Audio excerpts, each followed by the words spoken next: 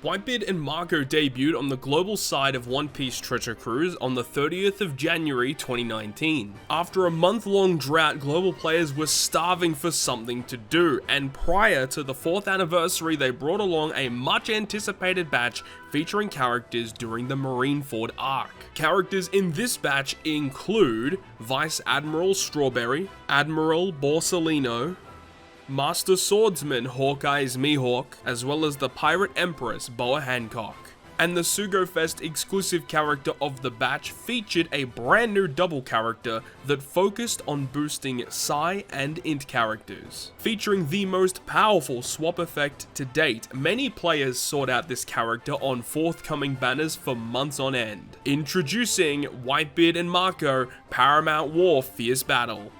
In this series, we'll be traveling back in time to experience some of the older Sugo-Fest exclusive characters in their prime, aiming to show just what it was like to use these characters on their debut. I hope you enjoy the video, and without further ado, let's enter the Legends of OPTC.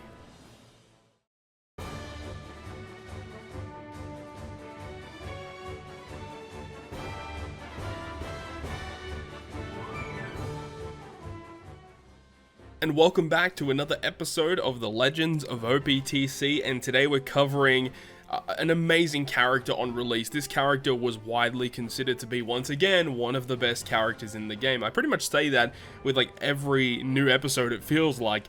But that's what was happening at this point. They were releasing so many powerful characters, and this character really stood the test of time for quite a while. At this point, he was probably one of the best bulkier characters in the game. Whitebeard and Marco, we'll get to him in just a moment, but of course we have the rare recruits to talk about.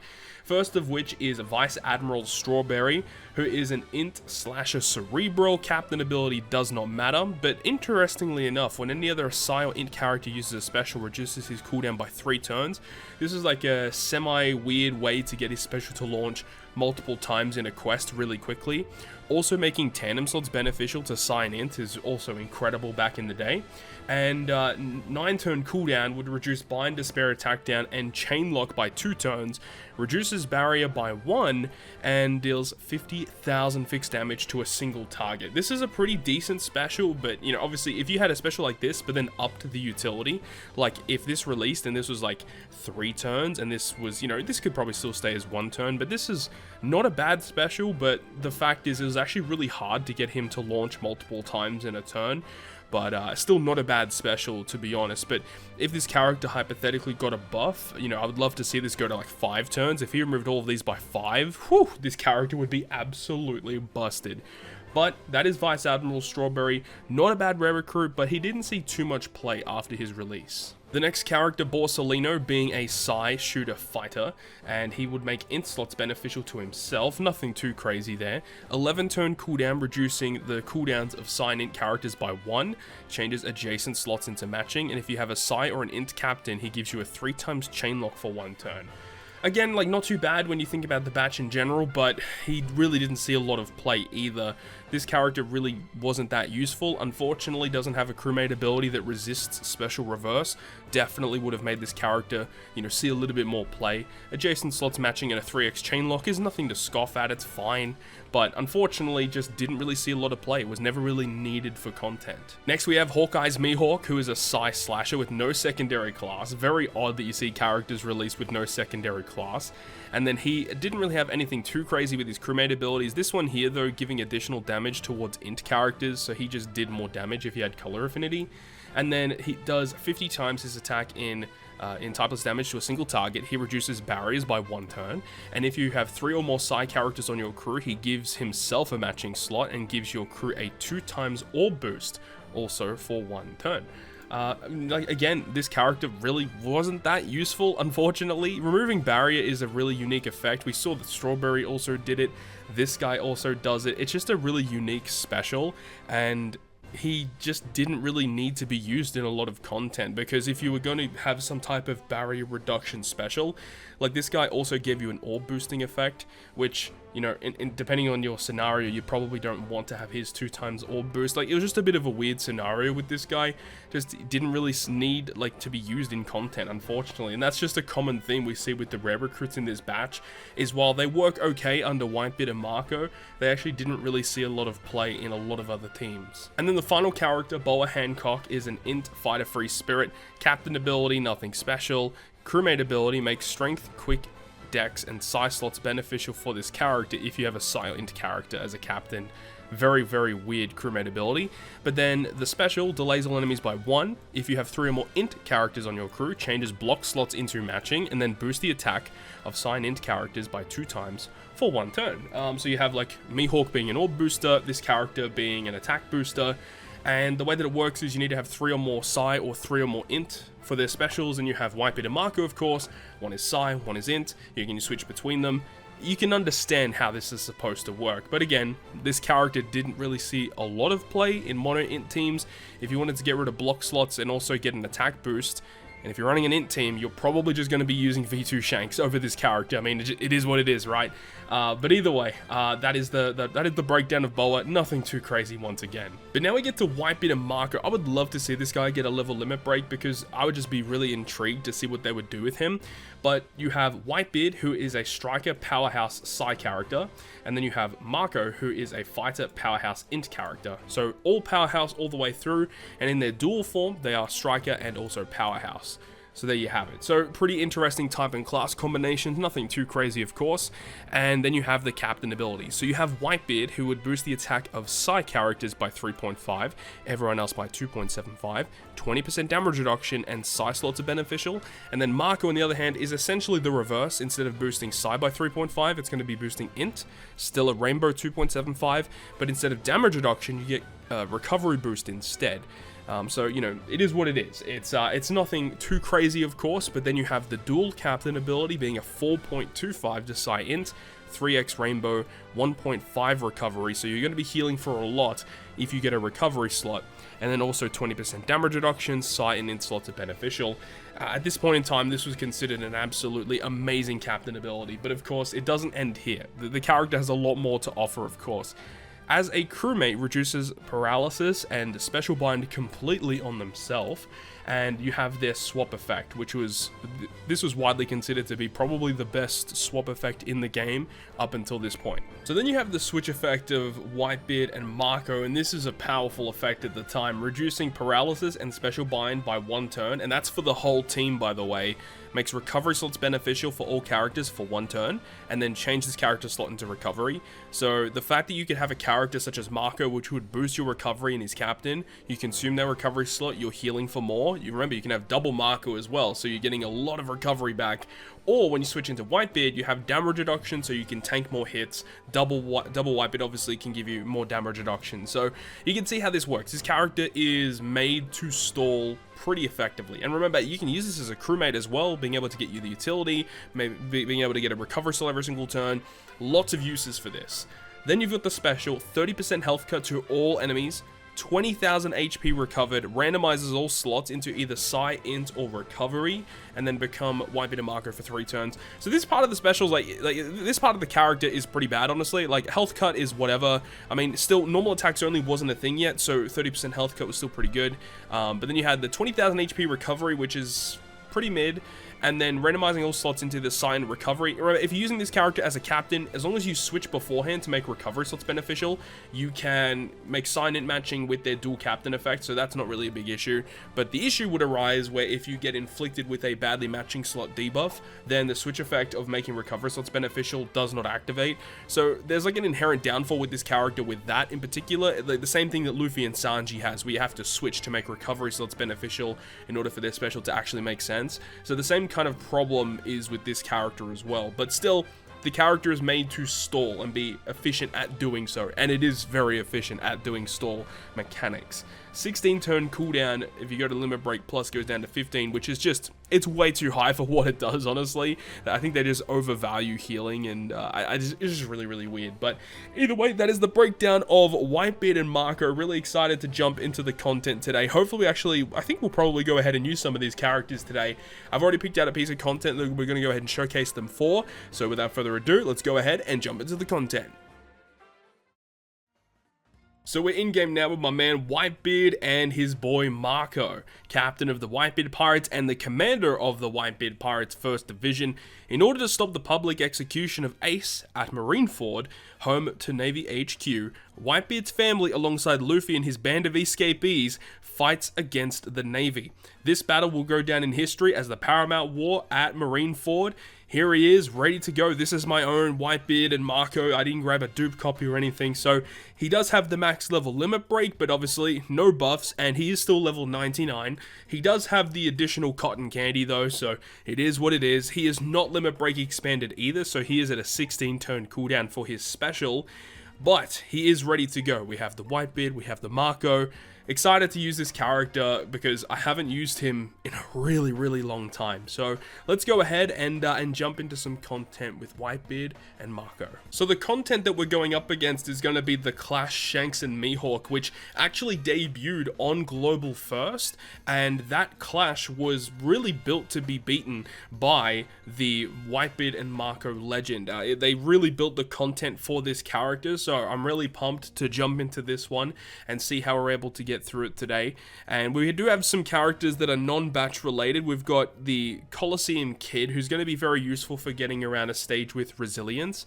And we've also got Big Mom, and Big Mom's going to just enable us to get some really solid damage output, so she's going to be very useful. And then the utility of Mihawk and Strawberry should help us out a lot. I'm really hoping that we can get through it. In terms of the ship, we are using the Moby Dick, so that's going to be our ship of choice today, because the thing with Whitebeard and Marco is that we can stall a lot, we can heal back a lot, so having the Moby Dick, even though we start at 50% HP, it's really not going to be the end of the world. I actually don't remember what happens on stage 1, but I think I vividly remember something bad happening if these guys with these barriers at the back stay alive. So I guess it'll be a very good idea to try and get rid of those guys, so we can switch to Whitebeard, or switch to Marco, should we say. We get those recovery slots, they're treated as beneficial, and then we're going to have to hit 2 greats in order to pierce that barrier. So, alright, here we go. Oh my god, I can't even pierce that barrier. I'm so stupid. Hopefully that guy at the back doesn't do anything too nasty. Oh, he doesn't do anything. Okay, well, I must be misremembering to something else. We can switch over to Whitebeard though, because we do have a lot of characters here that are going to attack us this turn. So we can just go ahead and basically avoid that, which is great. Not really avoid it, but you know, Whitebeard tanking that damage is good. But this is one of the big downsides of Whitebeard and Marco as a character, is the fact that they are such a high cooldown that a lot of people really opted to not use this character in a lot of content. A lot of the time, if you had to come up against really difficult content that, you know, the type of content that you may only clear once, kind of like old school GARP challenges or training forests, this guy was really good for, as it enabled you to stall for quite a long time. The utility in their switch effect was incredibly valuable. So that was the main reason why people would use this character back in the day. But obviously, this character really, you know, didn't stay up, you know, at his peak for that long, just due to the fact that he was basically a really slow character. He needed a lot of stall to get his special off. And the fact that they released so many other powerful characters that had way more powerful specials and captains that were just more usable and more content compared to what this guy was able to provide. But still, this character was used for quite a long time just due to his stalling capacity and also due to the really powerful switch effect that this character had. So Mihawk here on stage 2 is going to paralyze us for 2 turns, and this goes to show one of the really cool powers here of Whitebeard and Marco, being able to activate their switch ability to remove 1 turn of special bind and paralysis on the whole team is just so good. So we're going to go ahead and do that. And then we can go ahead and eat these recovery slots. You see, we actually got a lot of health cut inflicted to us on that previous turn. So we're going to go ahead and try and heal back some of that HP. It's going to be kind of nice to do that. We'll switch into Whitebeard. We'll go ahead and take down this guy. And then we'll take the hits from the turtle. That's probably not going to be too bad. We actually don't have max auto heal sockets. I didn't even check the sockets before even running into this content. So I probably should have done that. But either way, it's not too bad. Not the end of the world. We should be fine. So we'll consume those recovery slots. We are going to take damage from this turtle, so we can just go ahead and kill him off. Actually, now that I'm looking at it, we actually don't really need to stall anymore. I do want to think, though, because we want to switch into Whitebeard on the last stage. The last stage is going to be an int boss. We want to switch into Whitebeard. So we want to switch into Marco on the next stage. So we'll go ahead and switch into Whitebeard. And then we can go ahead and move on to the next stage. There we go. Beautiful. Alright, moving on to Battle 3. Oh, I forgot. We still got a whole other stage left. I thought we were on to stage 4. God damn. So you just lose track of time when you're using Whitebeard, man. You just lose track of time because you have to stall so much. It's just not ideal. Hopefully these guys don't do anything. Okay, we're good. Man, these slots absolutely suck. But we should be fine. Okay, hopefully Kid can get the dub. There we go. Now we get to move on to Battle 4, where we have our first mini-boss up against old mate Shanks. So Shanks, the reason why we have Kid is for this stage in particular. You see, he does have the enemy resilience buff. So by activating Kid, we do have Whitebeard as our captain, who is a striker character. And by doing so, it means that we can get the end of turn damage. And another thing is the fact that the end of turn damage that Kid provides is dex damage. So it'll actually do a lot of damage towards this Shanks here. We're going to switch into Marco. And we're just going to do normal attacks. We don't really need to activate any other additional specials here. That should be enough to get the dub. But he does revive. That is another thing as well. Yep, that should be enough. The end of turn damage, 1.2 million damage in end of turn damage is very, very powerful. So he's going to revive. He does paralyze us, but it's fine. We have Kid's end of turn damage once again, so we should just pass the turn here. And the end of turn damage, once again, gets another kill, which is great. And the paralysis is gone. We move on to the final boss stage, and we're good to go. So we have the Shanks and Mihawk. They do have a really pesky barrier. I believe it's only for 2 turns. And we have both Strawberry and we have Mihawk, which can remove enemy barriers. So that's really good for us. So let's switch into the 2 Whitebeards. Now, you got to remember that when we use Whitebeard's special, it does make our slots either sight into recovery. But the thing is, though, we have Big Mom, and she's going to be our main damage dealing unit. And the thing is she does remove your beneficial effects when you use Big Mom's special. So in our case right now, it actually is more worthwhile to use the 2 Whitebeard specials now. Actually, now that I think about it, we probably shouldn't have done that. We probably shouldn't have done that because we can actually abuse the special abilities of Mihawk and Strawberry. We can use their specials first, which do remove the barriers. And look, Mihawk's going to give us an orb boost, but it doesn't really matter. That's fine. The barrier is now gone. And now we can go ahead and use the Whitebeard special, which would provide the health cut to them. The really cool special ability of Whitebeard and Marco there. The blue flame shockwave. And now we can go ahead and use Big Mom. So we did miss out on a health cut there, but I don't think it really matters in the grand scheme of things. We're going to get a full board of G slots with a 3x orb boost and the 1.25 attack boost and color affinity. And with all of that, we should have enough damage to get the dub here. Alright, so here we go. I'm going to start with Kid, Big Mom, Strawberry, Mihawk, Whitebeard, Whitebeard. Alright, here goes nothing.